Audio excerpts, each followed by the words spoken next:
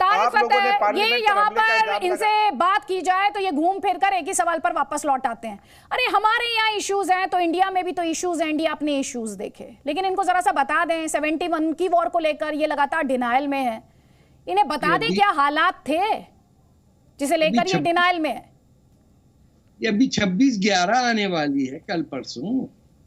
ये तो इनकी जिंदगी के अंदर हुआ होगा सब कुछ। ये जो एक टांग पे खड़े होके भंगड़ा डाल रहे थे कराची में, और पूरी जो रिकॉर्डिंग है वो एग्जिस्ट करती है कि कैसे कमांडर कराची में बैठ के बता रहे थे कि किसको मारो, और वो कह रहे हैं कि वहां भैया ये तो बोले जहां मुसलमान है वहां मारो ताकि छुप सके, यहूदियों की दुकानें लूट लो। यानी everything is in front of the whole world कि ये जो अटैक हुआ मुंबई पे, this was done by the Pakistan government, was done by the ISI. वही आईएसआई का चीफ जो है अब बन गया पाकिस्तान का मिलिट्री चीफ। और ये देखिए, ये सैयद भी हैं, ऐसी बात नहीं है, ये आसमान से उतरे हुए हैं। ये अपने आप को डायरेक्ट प्रॉफिट मोहम्मद की औलादों में से समझ रहे हैं। अब बाकी पूरी कौम जो है, हिंदुस्तान पाकिस्तान के मुसलमान सिजदे में इनके पास जाएंगे कि भाई माई बाप हमारा कुछ काम कर दो, क्योंकि आप अभी तक अरबी हैं। यानी 500-600 साल 800 साल हो गए, ये अभी भी अपना वो सैयद लिए घूम रहे हैं कि मैं सैयद हूं, इसीलिए फौजी हूं। All of them are corrupt. हर एक आदमी ने लूटी है, हर जनरल ने लूटा है पाकिस्तान को। अपनी सोल्जर्स की तनख्वाहें खा जाते हैं। फैंटम कंपनीज हैं इनकी। यानी एक जनरल बैठा हुआ है, उसने एक कंपनी है, 350 सोल्जर हैं, they don't exist and he takes the salary. यानी ये फौज नहीं है, आप गलत समझ रहे हैं इंडिया में बैठ के। ये बिल्कुल लुटेरों की गैंग है। जैसे जैसे बंबई से आपके आके गुंडे कुछ कराची में बैठे हुए हैं, ये पंजाब से आके पूरे पाकिस्तान पे बैठे हुए। चलिए एक कमेंट इस पे साइमा अमजद का। जी ले लीजिए। जी जी जी जी साइमा जी, अस्सलाम वालेकुम। जी देखिए, जितनी भी यहाँ पे मैंने डिस्कशन सुनी है उसमें आई एम सॉरी टू से बट सवाए इल्जाम तराशी के कुछ खास ऐसे कंक्रीट और मुझे कुछ इस तरह का वैल्यूएबल डिस्कशन नहीं लगी।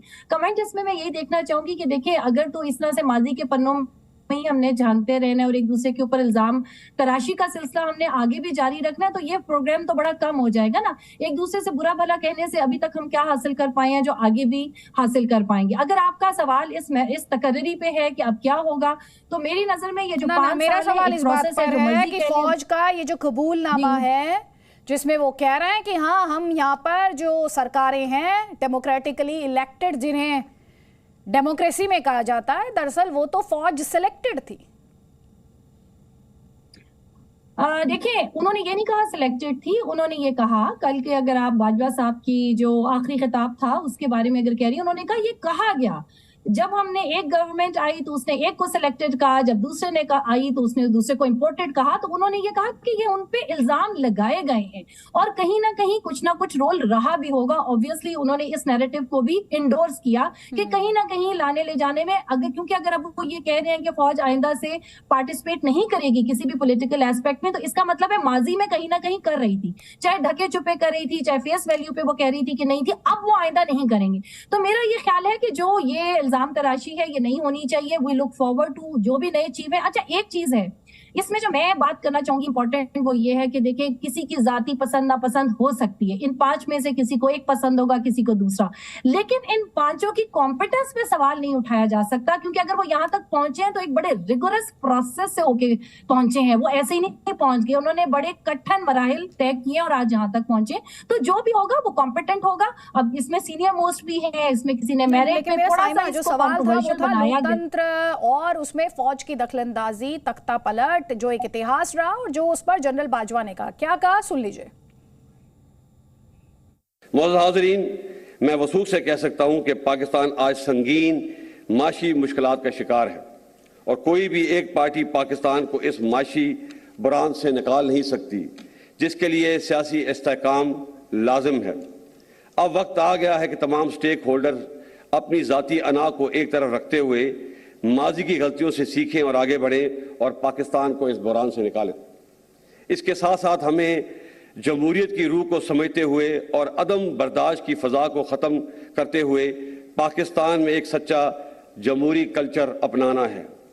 2018 के इलेक्शनों में बाज़ पार्टियों ने आरटीएस के बैठने को बहाना बनाकर जीती हुई पार्टी को सिलेक्टेड का लक़ब दिया और 2022 में एतमाद का वोट खोने के बाद एक पार्टी ने दूसरी पार्टी को इम्पोर्टेड का लक़ब दिया। हमें इस रवैये को रद्द करना होगा। हार जीत सियासत का हिस्सा है और हर पार्टी को अपनी फतह और शिकस्त को कबूल करने का हौसला पैदा करना होगा ताकि अगले इलेक्शन में एक इम्पोर्टेड या सिलेक्टेड गवर्नमेंट के बजाय इलेक्टेड गवर्नमेंट आए। जमहूरियत हौसला बर्दाश्त और अवाम की के राय आमा के एहतराम का नाम है। अगर पाकिस्तान ने आगे बढ़ना है तो हमें अदम बर्दाश्त और मैं न मानूं के रवैये को तर्क करना होगा। मैं काफ़ी सालों से इस बात पे गौर कर रहा था कि दुनिया में सबसे ज़्यादा इंसानी हकूक़ की पामाली यानी कि ह्यूमन राइट्स की वायलेशन हिंदुस्तानी फ़ौज करती है, मगर इनके अवाम कम व बेश ही इनको तनकीद का निशाना बनाते हैं। इसके बरक्स हमारी फ़ौज जो दिन रात कौम की खिदमत में मसरूफ़ रहती है, गाए बगाए तनकीद का निशाना बनती है। मेरे नज़दीक इसकी बड़ी वजह 70 साल से फ़ौज की मुख्तलिफ सूरतों में सियासत में मुदाखलत है जो कि गैर आइनी है। इसलिए पिछले साल फरवरी में फ़ौज ने बड़ी सोच और विचार के बाद फैसला किया कि आइंदा फ़ौज किसी सियासी मामले में मुदाखलत नहीं करेगी। मैं आपको यकीन दिलाता हूं कि हम इस पर सख्ती से कारबंद हैं और आइंदा भी रहेंगे। ताहम इस आइनी अमल का खैर मकदम करने के बजाय कई हलकों ने फ़ौज को शदीद तनकीद का निशाना बनाकर बहुत गैर मुनासिब और गैर शाइस्ता ज़बान का इस्तेमाल किया। फ़ौज पे तनकीद आवाम और सियासी पार्टियों का हक है, लेकिन अल्फाज के चुनाव और इस्तेमाल में एहतियात बरतनी चाहिए। एक जाली और झूठा बयानिया बनाकर मुल्क में हैजान की कैफियत पैदा की गई और अभी इसी झूठे बयानिए से राह फरार इख्तियार की जा रही है। सीनियर मिलिट्री लीडरशिप को गैर मुनासिब अलकबात से पुकारा गया। मैं आपको वाज़ेह कर देना चाहता हूँ कि फ़ौज की क़यादत कुछ भी कर सकती है, लेकिन कभी भी मुल्क के मफाद के ख़िलाफ़ नहीं जा सकती। क्या आप ये समझते हैं कि मुल्क में एक बैरूनी साजिश हो और आर्म्ड फोर्सेस हाथ पे हाथ धरी बैठी रहेंगी? ये नामुमकिन है, बल्कि ये एक गुनाह कबीरा है। और जो लोग ये समझते हैं कि वो फ़ौज और अवाम में दरार डाल देंगे, वो भी हमेशा नाकाम होंगे।